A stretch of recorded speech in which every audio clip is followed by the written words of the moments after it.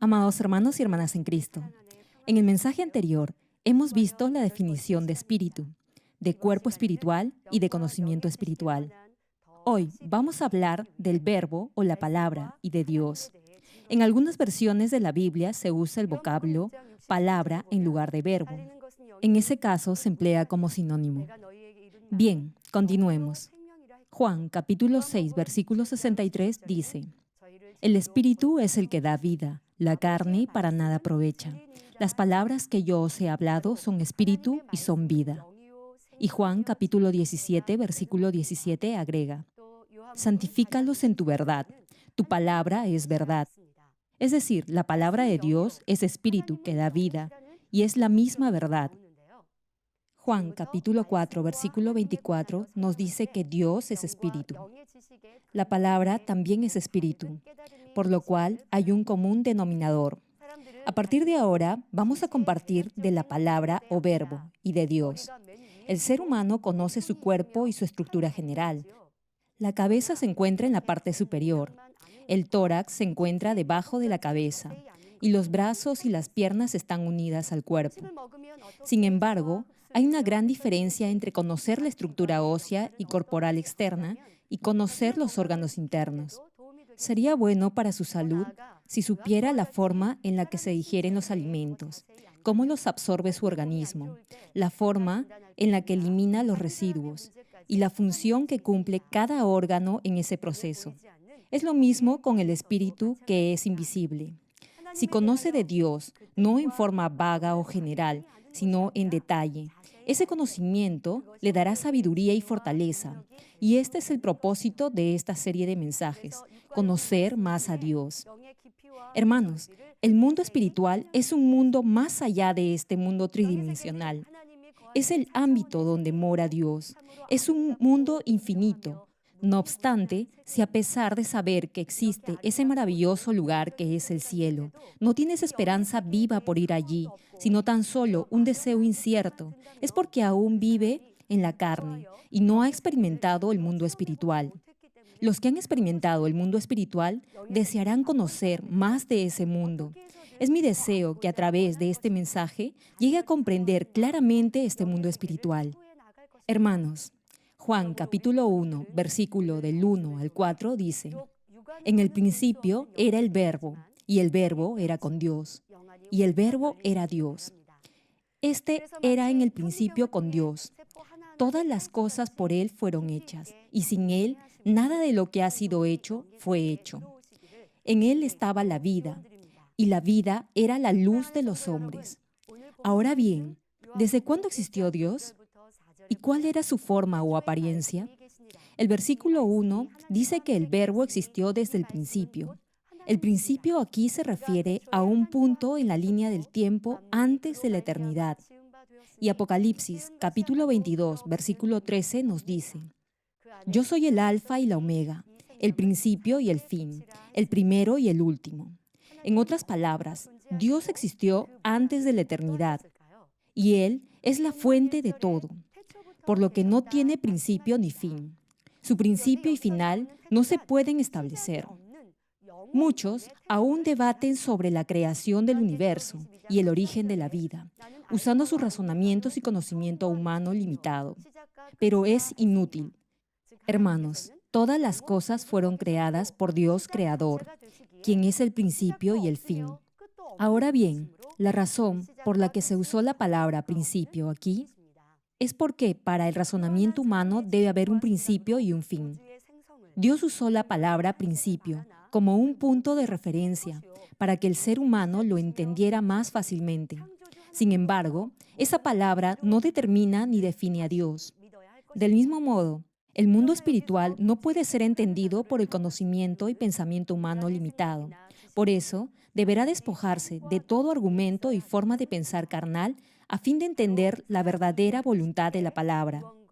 Este vocablo, principio, también aparece en Génesis capítulo 1, versículo 1, que dice: En el principio creó Dios los cielos y la tierra. No obstante, aquí principio se refiere al tiempo en el que Dios creó todas las cosas en el universo, y no se refiere al principio que se menciona en Juan capítulo 1, versículo 1, que es el punto en el tiempo antes de la eternidad.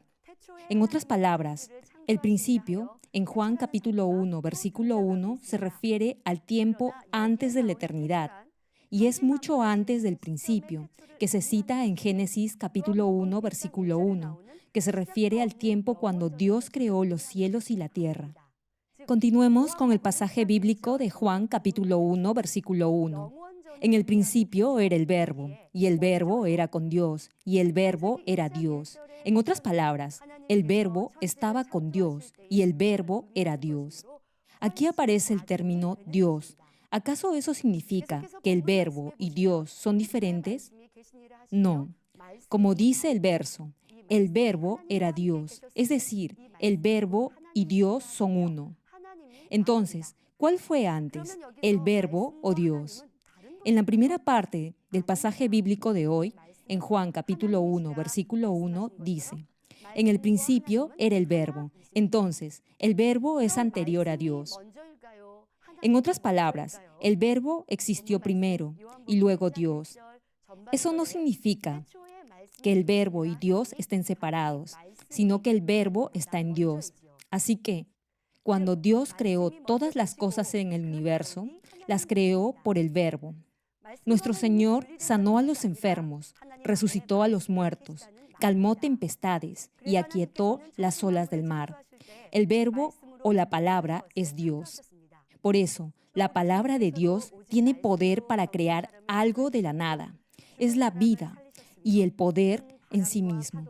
Incluso hoy en día, los que creen en la palabra de poder de Dios y la practican con fe, manifestarán maravillosas obras de Dios y lo que declaren se cumplirá. Además, en estos días finales, cuando el pecado se ha generalizado, los incrédulos a menudo dicen que creerán en Dios si se lo muestran. Sin embargo, aquellos que practican el pecado no podrán ver a Dios, que es la misma luz, ni Dios podrá manifestarse en sus vidas. No obstante, Dios se mostrará a los que creen fielmente en la palabra de Dios y la obedecen, y manifestará su poder a través de ellos. Por eso, deberá vivir por la palabra de Dios y llegar a la plenitud del Espíritu. Hermanos, deben crecer en el Espíritu hasta llegar a ser un varón perfecto, a la medida de la estatura de la plenitud de Cristo. Así podrán manifestar las maravillosas obras del Dios vivo, y muchas almas serán salvas. Volviendo al pasaje, en el principio era el Verbo, es decir, el Verbo era desde antes del principio. Eso quiere decir que Dios, en su forma originaria, existió en la forma de Verbo. Sin embargo, ¿por qué el siguiente versículo dice que el Verbo estaba con Dios? Es porque el vocablo Dios ya contaba con una forma específica y era necesario ese término o título para que el ser humano lo llamara de esa manera. Por eso, el vocablo Dios se le dio al Verbo que ya existía desde el principio. El Verbo ya era desde el principio y el nombre Dios se le dio al Verbo. Entonces se completaron y complementaron y fueron uno. A ver, para una mejor comprensión, compararé esto con la constitución del ser humano. El ser humano tiene un espíritu y alma, que es como el núcleo del hombre, y también tiene una forma exterior visible a los ojos, que es el cuerpo. Si se le da un nombre a una persona, esa persona se llama por ese nombre. ¿Hasta aquí estoy siendo clara?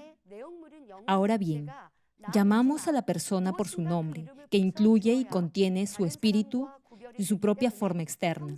Su espíritu no tiene un nombre diferente al de su forma corporal. El espíritu y el alma ya se incluyen en el cuerpo. No obstante, el nombre se le da a su forma exterior o cuerpo, para que se pueda diferenciar de los demás. El ser humano consiste en espíritu, alma y cuerpo. Sin embargo, los tres son uno. Es lo mismo en el caso de Dios y el Verbo. El Verbo estaba en el principio y luego adoptó una forma que lo revestía a la que le dio el nombre de Dios. Quizás se pregunte, en el caso del hombre, ¿qué surgió primero, su espíritu y alma o su forma o figura? Génesis capítulo 2, versículo 7 dice: Entonces Jehová Dios formó al hombre del polvo de la tierra y sopló en su nariz aliento de vida, y fue el hombre un ser viviente. Cuando Dios creó al hombre, primero formó la figura y luego sopló en esa figura el espíritu, que es lo que contiene el cuerpo. Es decir, en el hombre, la forma es anterior al espíritu. Por el contrario, el verbo es previo a la forma de Dios. Dios existió en la forma de verbo o palabra antes de crear los cielos y la tierra, y luego se revistió con la figura o forma de Dios para llevar a cabo el plan de cultivo del ser humano. Esta es la diferencia entre el Creador y sus criaturas. Solo cuando comprenda esa diferencia correctamente, podrá entender el significado de la Escritura cuando dice: Dios es espíritu, y el verbo era Dios. Juan capítulo 1, versículo 14 señala: Y aquel verbo fue hecho carne y habitó entre nosotros, y vimos su gloria, gloria como el unigénito del Padre, lleno de gracia y de verdad. Es decir, el verbo se hizo carne y vino a esta tierra. Ahora bien, ¿a quién nos referimos como el verbo o la palabra? Nos referimos a Jesucristo, quien es la gloria del unigénito del Padre. Jesucristo reveló la gloria del unigénito del Padre, dio gracia a todos aquellos que venían a Él y resplandeció como la luz de la verdad. Ahora bien, ¿por qué Jesucristo reveló la gloria del unigénito del Padre? Les doy un ejemplo. Un hombre tiene un hijo, quien habla y actúa tal como él, y la gente dice que es vivo retrato de su padre.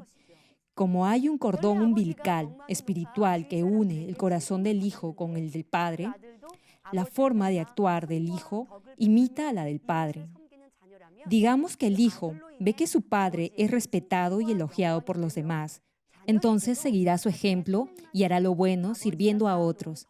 Por eso, encomiarán al padre por tener un hijo tan educado y atento. De la misma manera, Jesucristo manifestó la gloria de Dios y su inmenso amor a toda la humanidad. Al venir a esta tierra como el Hijo de Dios y accionar con el mismo corazón de Dios. De ahí que, cuando sus discípulos le pidieron que le mostrara a Dios, el Señor les dijo: Todo el que me haya visto a mí, ha visto al Padre. De esa manera, Jesucristo mostró en hechos la palabra de Dios al ponerla en práctica. Por eso, la Biblia dice que Jesucristo era el Verbo, que se hizo carne y vino a la tierra. Hermanos, ya les mencioné que en el principio era el Verbo y el Verbo era Dios. Ahora bien, ¿por qué el Verbo tenía que convertirse en carne y venir a esta tierra? Podrá entender mejor este aspecto si piensa en el conocimiento del Espíritu. Esto es el conocimiento de vida. Primero, el Espíritu es la vida misma, pero no estará perfeccionado si no tiene contenido. Solo cuando el Espíritu está lleno de conocimiento del Espíritu, es decir, el conocimiento de vida, se habrá perfeccionado. El conocimiento de vida no llena el Espíritu una sola vez. Es un proceso continuo de llenura del Espíritu. El conocimiento de vida se refiere al conocimiento de la verdad, que es la palabra de Dios. Es necesario que todo ser humano mortal cultive la palabra de verdad en su corazón, para que su espíritu se llene del conocimiento de vida y así restaurar la vida eterna que tenía antes que Adán pecara. Sin embargo, antes de llenar su corazón con la palabra de vida, deberá arrepentirse de sus pecados y aceptar al Señor Jesucristo como su Salvador, creyendo que fue crucificado para redimirlo a usted y a toda la humanidad de sus pecados. Y para ello, durante su ministerio en esta tierra, el Señor preparó el camino de la cruz para ser el Salvador de toda la humanidad, viviendo solo de acuerdo a la palabra y la voluntad de Dios. No usó su posición como hijo de Dios como pretexto para hacer lo que deseaba. Más bien, obedeció totalmente la voluntad de Dios y testificó que Él era el Verbo que se hizo carne y vino a esta tierra. Juan capítulo 12, versículo 49 dice: Porque yo no he hablado por mi propia cuenta, el Padre que me envió, Él me dio mandamiento de lo que he de decir y de lo que he de hablar. Es decir, nuestro Señor obedeció perfectamente la palabra de Dios, vivió de acuerdo a ella y la cumplió con amor. Jesucristo, quien es el Verbo, se hizo carne, vino a esta tierra y vivió perfectamente por la palabra de Dios, que es el conocimiento de vida. Por eso, Él es el camino, la verdad y la vida que lleva a todo ser humano a la vida eterna. El Verbo es Dios y Dios es la forma del Verbo. El Verbo vino a esta tierra en carne y al practicar la palabra, sus hechos y acciones se hicieron conocimiento de vida. Por eso, el Señor dijo en Juan capítulo 15, versículo 7, «Si permanecéis en mí y mis palabras permanecen en vosotros, pedid todo lo que queréis y os será hecho». Y Primera de Juan capítulo 4, versículo del 2 al 3 señala, «En esto conoced el Espíritu de Dios. Todo espíritu que confiesa que Jesucristo ha venido en carne es de Dios, y todo espíritu que no confiesa que Jesucristo ha venido en carne no es de Dios. Y este es el espíritu del anticristo». Este verso enfatiza que todo aquel que dice que cree en Dios, pero niega al Señor Jesucristo, no es salvo. Hermanos, si comprende exactamente este versículo, entenderá el verdadero significado del cultivo humano en este mundo. Después que el primer hombre, Adán, pecara, el espíritu de todo ser humano murió y el hombre se volvió un ser carnal. En ese estado, no podía salvarse del infierno por sus propias fuerzas. Vivieron alejados de Dios, camino a la muerte eterna. La primera parte de Génesis capítulo 6, versículo 3 dice, «Y dijo Jehová, no contenderá mi espíritu con el hombre para siempre, porque ciertamente él es carne». Un Dios puro y 3 veces santo nunca podría tener comunión con un ser humano carnal, pervertido por practicar el pecado. Es lo mismo que sucede con los polos de un imán. No pueden permanecer juntos. Es como la luz y la oscuridad que no pueden unirse, o como la carne y el espíritu que son opuestos entre sí. Jamás podrán unirse. Sin embargo, nuestro Dios de amor preparó desde antes de los tiempos a Jesucristo y lo envió a redimir a toda la humanidad de sus pecados y a abrir el camino de la salvación. Y el Señor, quien es el Verbo, se hizo carne y vino a esta tierra, cumpliendo la palabra de Dios, que es el conocimiento de vida. Y así se convirtió en el camino para reconciliar con Dios el espíritu muerto en el hombre. Por eso, Jesucristo vino a esta tierra para reconciliar a los hombres con Dios. Dios también envía al Espíritu Santo al corazón de cada creyente. Y el mismo Espíritu Santo, que es el corazón de Dios, los ayudará a llenar sus corazones con el conocimiento de vida. Dios formó a Adán del polvo de la tierra y sopló en su nariz el aliento de vida. Y luego Adán se convirtió en un ser viviente, es decir, comenzó a vivir. De la misma manera, Dios envía el Espíritu Santo a todos los que aceptan al Señor Jesucristo como su Salvador, y así reviven sus espíritus muertos e inactivos. Es decir, sus espíritus vuelven a nacer por el Espíritu Santo. Hermanos, podrán llegar a la plenitud del Espíritu y tener plena comunión con Dios en la medida en que desechen lo carnal y llenen sus corazones con el conocimiento de vida, con la ayuda del Espíritu Santo. Lo que tiene que hacer ahora es practicar la palabra de Dios en su vida diaria, es decir, accionar con el conocimiento del Espíritu. De esta manera, si vive por la palabra de Dios, su vida será completamente llena del Espíritu Santo.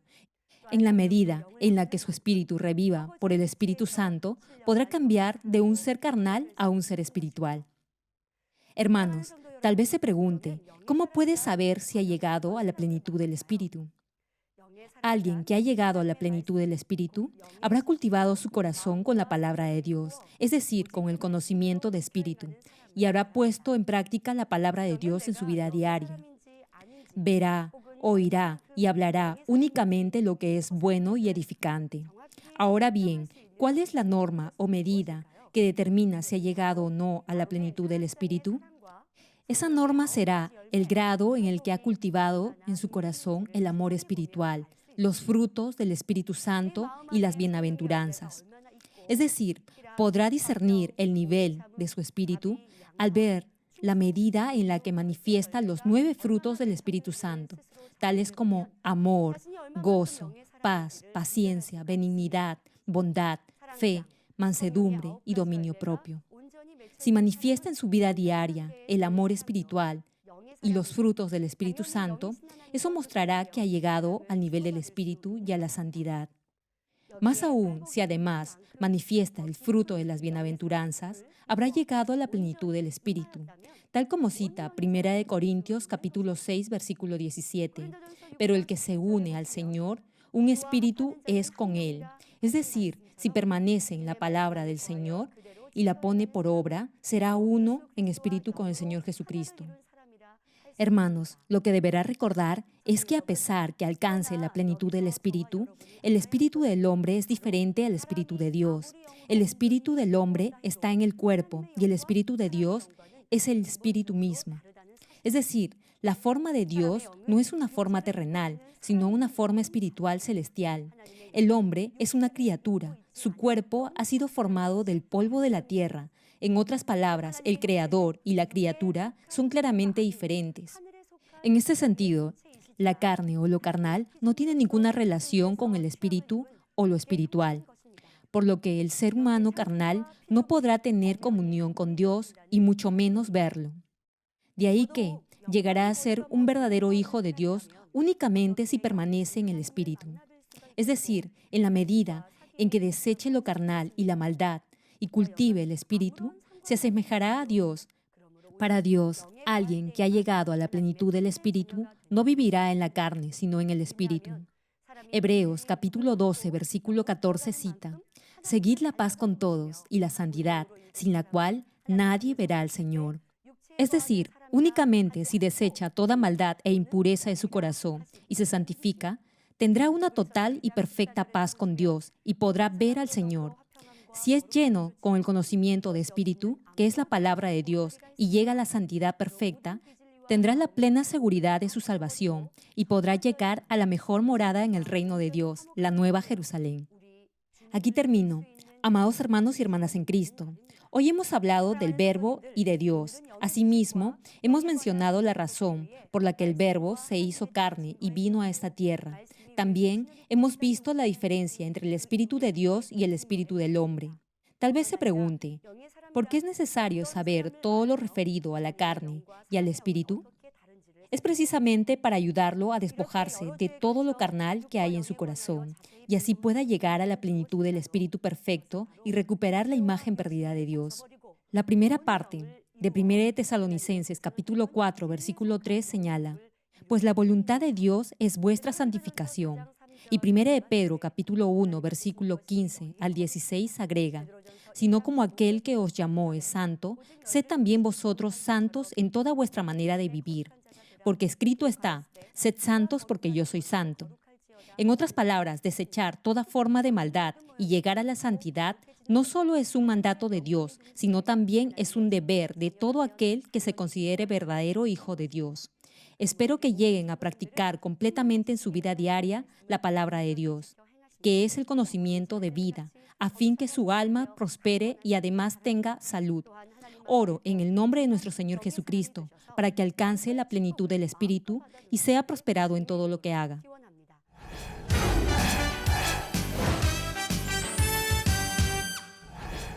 Aleluya, Dios Todopoderoso de amor, pon tu mano sobre todos los televidentes de enlace que están recibiendo por fe esta oración y manifiesta tu poder que trasciende el tiempo y el espacio en todos tus hijos alrededor del mundo. Dale la fe para que puedan creer con todo su corazón y echen fuera todo pensamiento negativo y toda duda. Quita de ellos todas sus cargas y sufrimientos. Que toda herida, dolor y jaqueca desaparezcan. Quema con el fuego del Espíritu Santo desde la cabeza a los pies, cada coyuntura, órgano interno, nervio, tejido y célula. Ordeno, en el nombre de Jesucristo, al diablo y a Satanás, a toda enfermedad, virus y bacteria, fuera. Que la luz de tu Espíritu venga. Quema con el fuego del Espíritu Santo toda enfermedad terminal y endémica, toda enfermedad contagiosa, resfriado, gripe, influenza, tos y fiebre, fuera. Padre, te ruego que protejas a tus hijos de toda bacteria y virus y de todo tipo de accidente. Sana todo tipo de cáncer, incluyendo cáncer al estómago, a la próstata, al pulmón, al hígado, al colon, al útero, al intestino,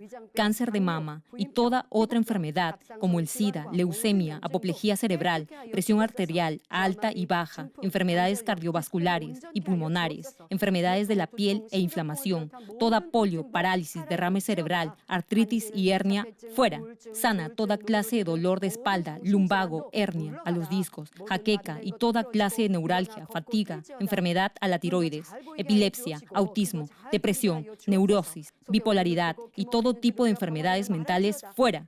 Que toda parte paralizada del cuerpo recobre su movimiento, que los cojos y tullidos se levanten y caminen. Restaura la vista de los que no pueden ver bien. Sana toda miopía, astigmatismo, glaucoma y toda afección ocular. Que los ciegos vean, los sordos oigan y los mudos hablen. Restaura los huesos fracturados y sana toda quemadura. Limpia y libera a los que son adictos a alguna droga, narcóticos o sustancia tóxica. Regenera los nervios, tejidos y células muertas. Que los muertos vuelvan a la vida. Bendice con hijos a los que no pueden concebir. Ordeno, en el nombre de Jesucristo, al diablo y a Satanás, y a toda potestad del aire y toda fuerza del mal, fuera. Todo poder de las tinieblas, espíritus malignos, perversos, deshonestos, engañadores, espíritus de división, de tentación, de mentira y todo espíritu de iniquidad, fuera. Ato a toda fuerza de la oscuridad y de maldad, y que la luz de tu espíritu descienda sobre tus hijos. Padre, dales la fuerza necesaria para que puedan clamar en oración y se despojen de todo pecado y vivan en santidad. Que sus almas prosperen, tengan salud y todo les vaya bien, y que sus familias sean evangelizadas. Protege a tus hijos durante esta semana de todo tipo de accidente, bendícelos y prospera todo lo que hagan. Guarda y protege sus hogares, trabajos y negocios con el muro de fuego del Espíritu Santo, y que en todo lo que hagan y digan, honren tu nombre, para que con toda confianza declaren que tú has respondido sus oraciones y que los has bendecido. Gracias, Padre, a ti sea toda la gloria. He orado en el nombre de nuestro Señor Jesucristo. 아멘.